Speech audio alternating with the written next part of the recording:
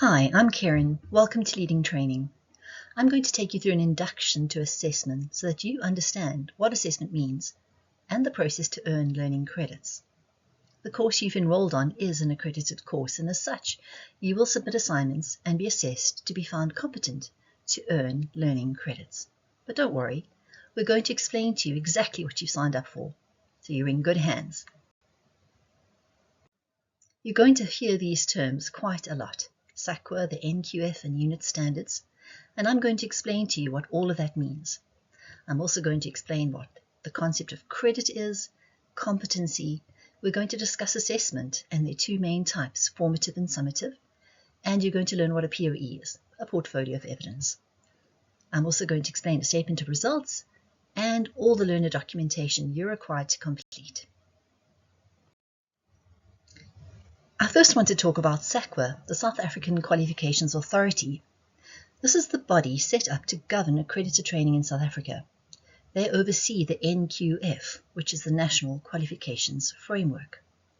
SACWA is a body of people. 29 members are appointed by the Minister of Education in consultation with the Minister of Labour. SACWA is also an organisation that is mandated by legislation to oversee the development and implementation of the National Qualifications Framework. The NQF is the framework to organise learning and qualifications in South Africa into recognisable levels. It was brought about by legislation in 2008 and has been amended from initially 8 levels to 10 levels, and we're going to explain what those are. The aims of the NQF are to apply a single integrated national framework for learning achievements. This means that you can study at any institution and still progress if you move to another institution on the ladder of learning. It also aims to facilitate access to and mobility and progression within education, training and career paths. It aims to enhance the quality of education and training in South Africa and to accelerate the redress of past unfair discrimination in education, training and employment opportunities. The NQF is governed by 3 quality councils. Broadly speaking, on the left we have Umalusi in blue, which governs the school space from levels 1 to 4, level 4 being matric, and then the Council for Higher Education in red, which governs post-school academic levels of 5 to 10, and then we have the occupational levels, which is on the right-hand side, the QCTO, which is the the Quality Council for Trades and Occupations, and that governs levels 1 to 10. It's for anyone in the work world or in the trade space. There are many ways to move through the NQF and to progress. Most people can leave school in grade 9 with a school leaver certificate and then either progress onto a particular college and do a national education and training certificate, or they could continue in school and achieve a matric and then choose the academic route of going to university or a college, or from grade 9 you could enter a skills program and do a trade and progress that way. This gives people in South Africa many opportunities to progress in their careers. Let's look at the fundamental concept of a unit standard. This is the smallest unit of learning that can be credited to a learner. Unit standards can stand alone, but generally they are packaged in groups and form part of a qualification on a particular NQF level. A cluster of unit standards usually includes some fundamental learning, some core learning, and then elective learning, and that is packaged together to be a full qualification. The course that you've signed up for is just going to cover one unit standard. So what are the features of a unit standard? Each unit standard has a uniquely assigned number, a distinct title and description. It is assigned a particular NQF level and a credit value, and I'll talk about what that means soon. Very importantly, every unit standard has specific outcomes that a learner needs to achieve to master that unit standard. And to understand how you'll be tested to show that you have earned that unit standard, each unit standard has assessment criteria. where you're able to see how you'll be assessed to be found competent or not yet competent for that unit standard. If you know the particular number of the unit standard you have signed up for, you can go onto the SAQA website, and by typing in SAQA : and the number, you will find in the search, usually one of the first pages that pops up, is the database, the SAQA website database, that explains all about that unit standard. The page looks very similar to the example we have there for you, and on it you can read about the specific outcomes and the assessment criteria for your unit standard. A notional hour is an estimate of the time that will be needed to master learning in a particular subject. This includes both classroom time as well as self-study and practical time preparing for the assessment. Generally, 1 credit is equivalent to 10 notional hours of learning, but that notional hour refers to all the learning needed to gain mastery, not just the classroom or contact time, but also time working alone or in a structured learning workplace or doing your assessments. SAQA speaks about competency. You need to demonstrate competency in that unit standard. If you do that, you will earn those credits and you'll be deemed competent by an assessor. So competency is you demonstrating that you have the ability to do something successfully or efficiently. SAQA defines competency in 3 particular areas. You need to demonstrate competency in all 3. The first is practical competency. This is the ability to actually do or achieve the major skills of that qualification. So say, for example, you were learning a bakery qualification. You would need then to be able to demonstrate that you understand the theory behind it and be able to bake a cake, for example. Foundational competency is that you understand the embedded knowledge that underpins the end results. So, for example, you'd be able to read a recipe, or be able to understand how important cooking is generally. And then reflective competency is that you're able to take that ability and integrate it or connect it to your world. So, for example, if you're now working in a hotel, that you'd be able to use your cookery skills to be able to come up with a new unique recipe that you have decided on. So why is there assessment? Well, in SAQA, they want to check that you have earned those competencies.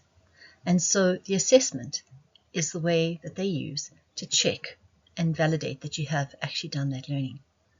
Assessment is done with a registered assessor.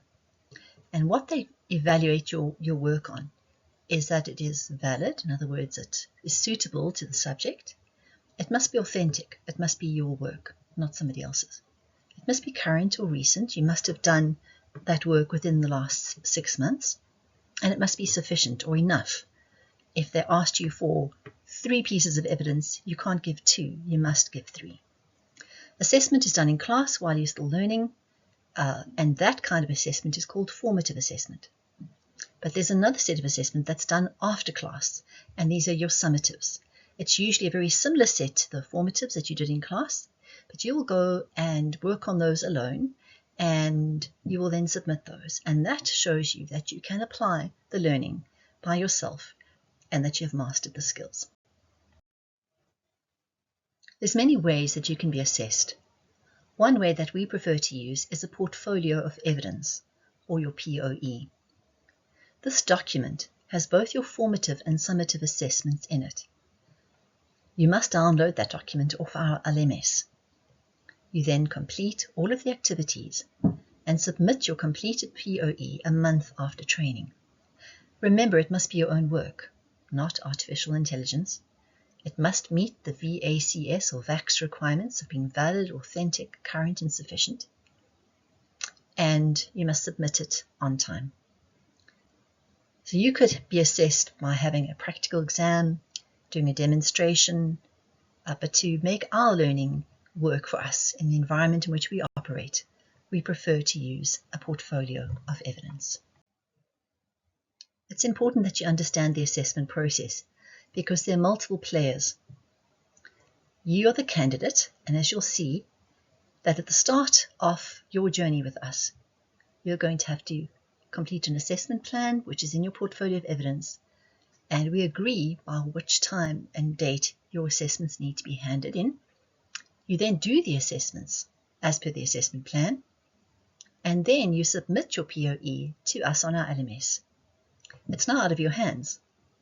The assessment document is then assessed by a competent and qualified assessor who then gives you feedback.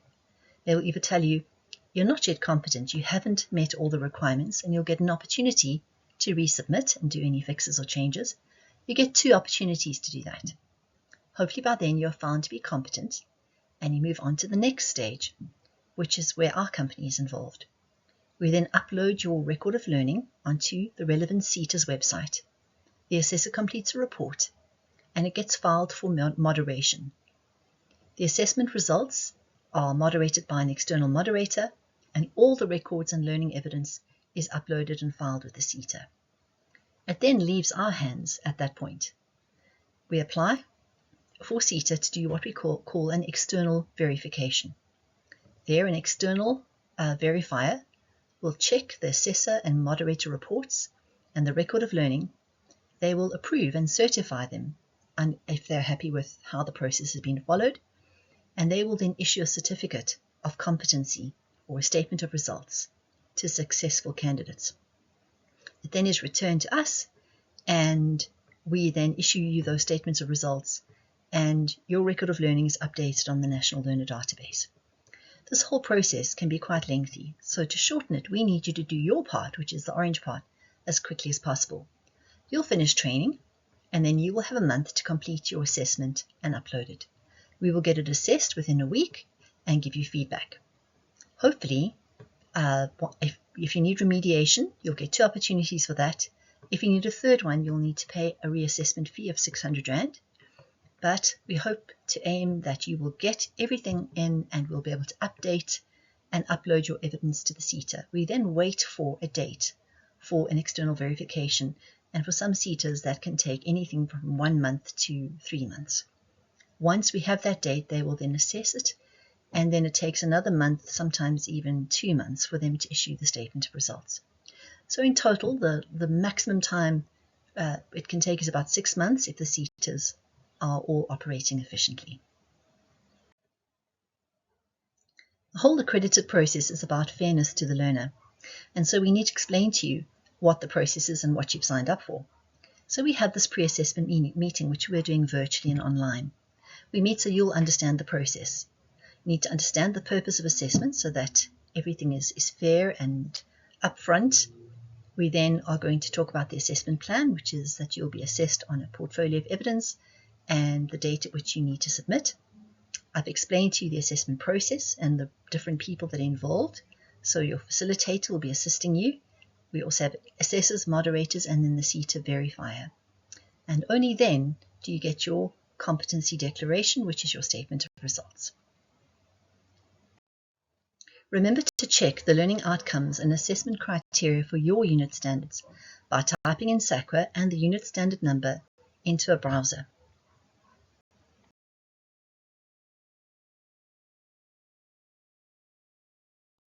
It's a good idea now to pause this video and read all about your unit standard. Formative assessments are done in class. These are the first set of assessments that are in your portfolio of evidence document. These tasks will show whether you understand the concepts that are taught during the course, and the assessor and the facilitator will be able to see if you are understanding. These count 30% towards your final competency achievement, but every single one of the formatives must be completed or you will not be found competent. Your summative assessments are done on your own after training. You'll also find them in your POE document. The goal here is to evaluate your learning to make sure that you're competent. Please make sure that you complete all of the summative assessments and that you submit them on our LMS on the date agreed to with your facilitator. There are some important documents which need to be completed, and you'll find them in your POE at the front of your POE. Your learner registration form, your personal documents, your assessment strategy and plan, your pre-assessment agreement, your declaration of authenticity, and your anti-plagiarism agreement.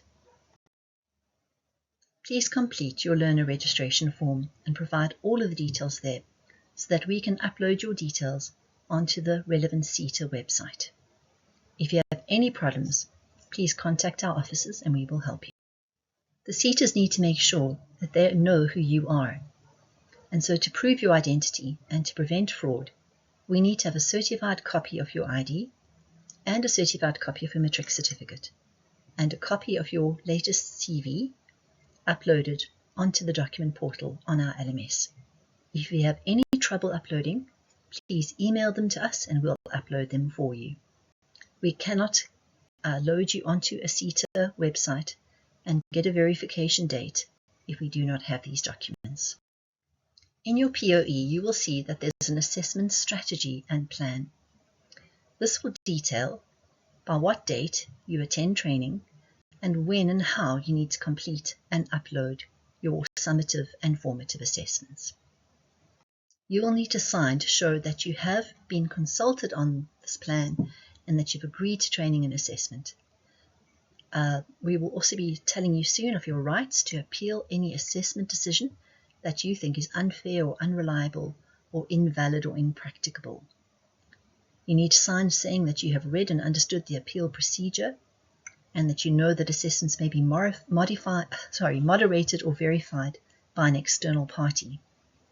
You also sign to show that you understand the purpose of assessment and that it has been clearly explained to you. You say that the criteria for assessment has been discussed with you, which is based on that unit standard, and that you know you'll be assessed against these criteria. You need to say that you know where and when you'll be assessed and that you're given fair notice of the assessment. You also have to state that you know how the assessment will be done and any other requirements related to the assessment. You need to sign and date that, and that form is in your POE. The pre-assessment strategy and agreement is also found in your POE, and what that is, it's a record of this online virtual meeting that we're having. It's almost like a set of minutes where it explains what the assessment is and all the terminology. You need to check all of the details of the minutes, and at the end you will sign saying that you've agreed, that you've understood what the process is.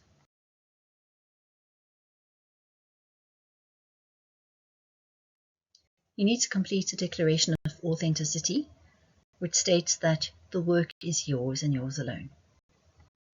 You will also need to complete an anti-plagiarism declaration to say that you did not copy from anybody else. Once your assessment decision has been given, you are welcome to appeal the decision if you think it has been unfair. You'll find a folder with our appeals policy as well as a form to lodge an appeal on our website, on our LMS.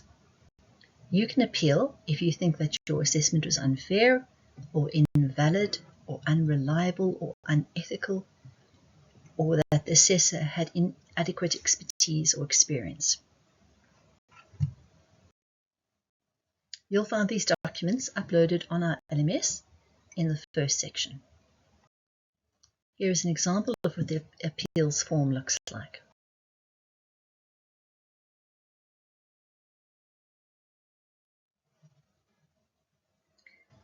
We need to get your feedback. There are key opportunities to review the course, your facilitator, and the assessment process. Inside your POE guide, you will see that before you actually submit your assessments, you need to review and say that you are ready for assessment. And then at the end of the course, you will also be asked to review the course by completing an online course review form. And we have also made our assessment process review form automated on your login on our website. To complete your course review, you can either follow the link on our LMS or log in to our website by going to leadingtraining.co.za and clicking on the login tab at the top right, entering your email address, and a verification code will be emailed to you that you can pop in, and you will get access to your learner details on our portal. This is what the login screen looks like. Once you have logged in, your login page will look something like this. There's a tab with a menu bar: My Account, Edit Profile, Feedback and Complaints, Delete Profile, Assessments, E-Learning Orders, and Logout. You go to your accounts, you'll see the courses that you've been loaded on, and you will then be able to see summaries of the details of those courses, the date you went on them, who your assessor was, whether an assessment has been, what the status of your assessment is, whether you've been found competent or not competent. There's buttons on the right where you can either click on and see your certificate, or complete your course review, or any outstanding reviews will be a button there on your right to fill out. All our course resources are managed on our LMS. There's a link from your login on our webpage to your course, and it will look something like this. You'll then be able to click on whatever course you have enrolled on, and you'll be able to see all the course resources. If you have any problems at all, you're welcome to contact us by telephoning us on 011 656 4233. On our website, we have a live chat. You're welcome to ask a salesperson or somebody in our L&D team to help you, or you can email our L&D team directly by emailing elearningsupport@ledge.co.za, and we'll get back to you. We wish you every success with your assessments.